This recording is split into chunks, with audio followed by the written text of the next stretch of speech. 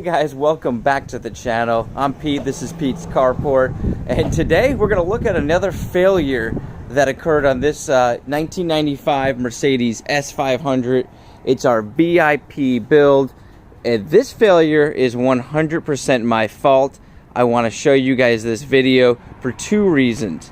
I'm going to be basically changing out a stud conversion kit, and I want to show you guys that kit. And then I'm also going to show you guys how I messed up the e-brake on this car when putting these rims on originally. So let's go right into it. So basically I've got this all apart. I'm going to clip in right now the noise that I was getting. So as you guys heard, that noise was basically driving me nuts over the past couple of weeks here.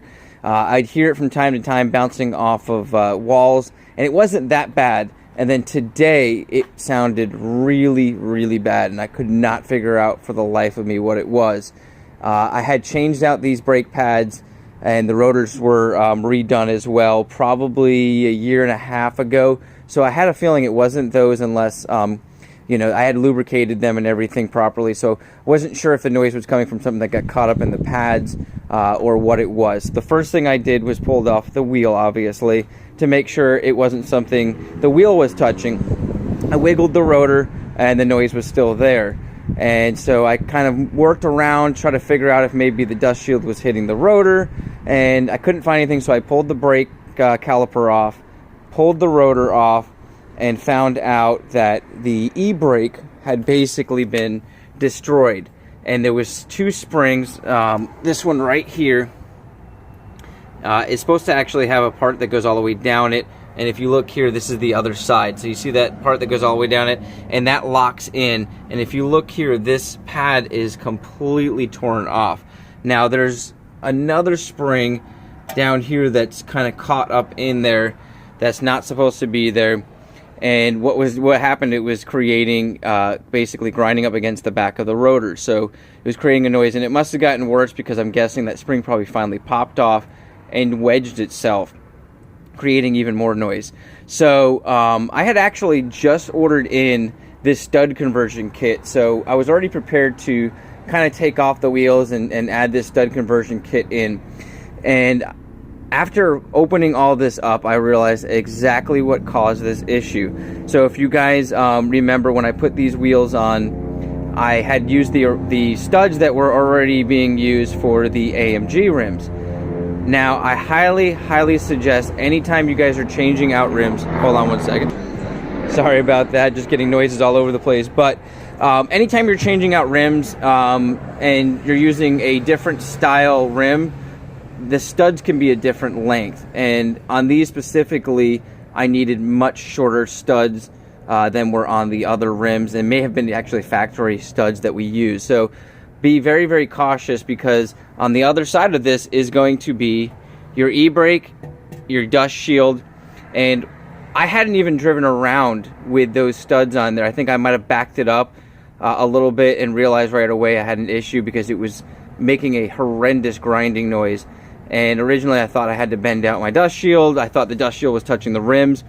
And after more investigation, I realized that the studs were actually going all the way through. So definitely a word of caution if you're changing out, and it doesn't matter if it's a Mercedes or any car. Mercedes specifically, because these European cars like the BMW Mercedes use studs, bolts instead of studs. And that's what this is here. So what I had done was decided to use a stud conversion kit because of the fact that I plan on changing out tires. I wanted to do the rotors. I was going to do drilled and slotted rotors on this car, and it's a pain trying to get these really heavy rims like this on and off. And Xavier suggested that I do this. He said his ride quality actually improved. I've heard that from other people on forums and stuff like that. When you're going with these bigger rims that were not specifically designed for this car when it came out, it helps with that center of gravity, because it's, you know, keeping it on there in a different way. And also, if you have the wrong style of stud here or bolt, you can actually have that same type of issue.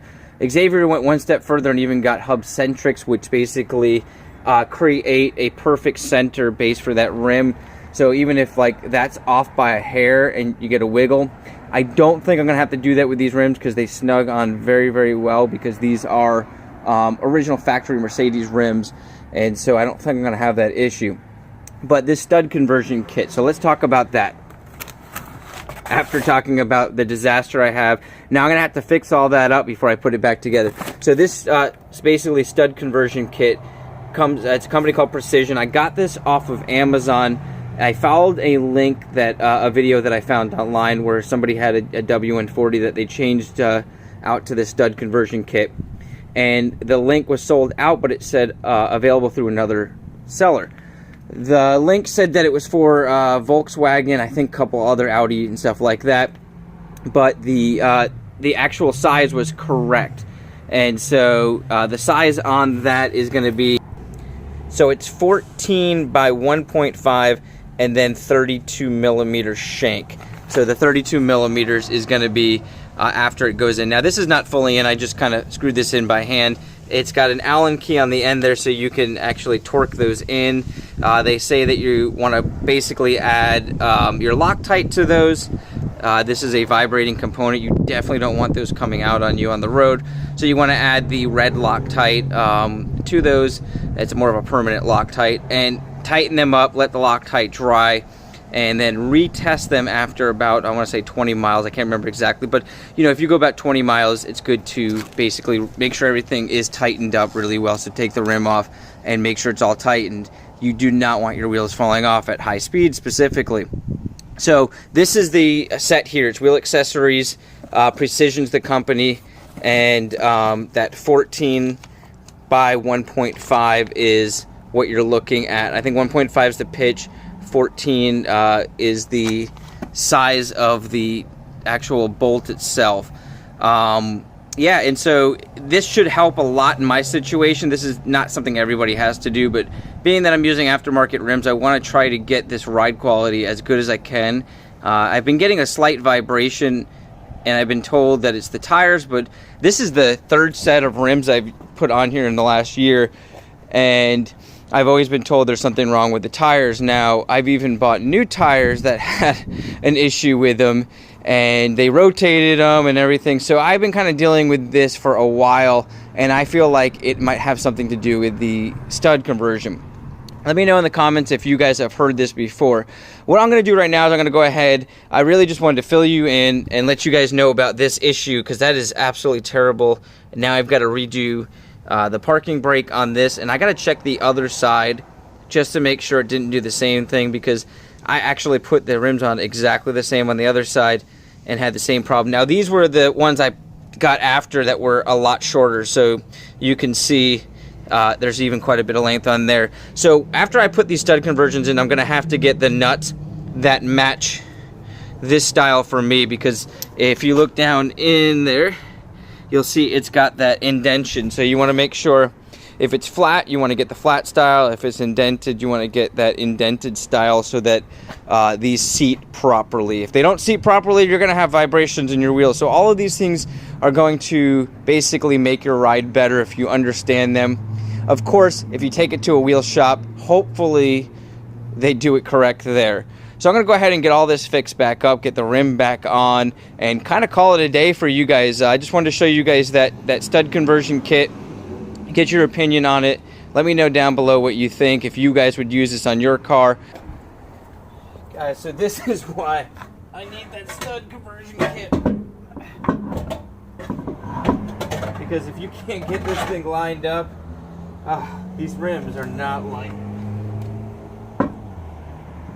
So have a great day, guys. My name's Pete. This is Pete's Carport. Thanks again for watching, tuning in, and subscribing.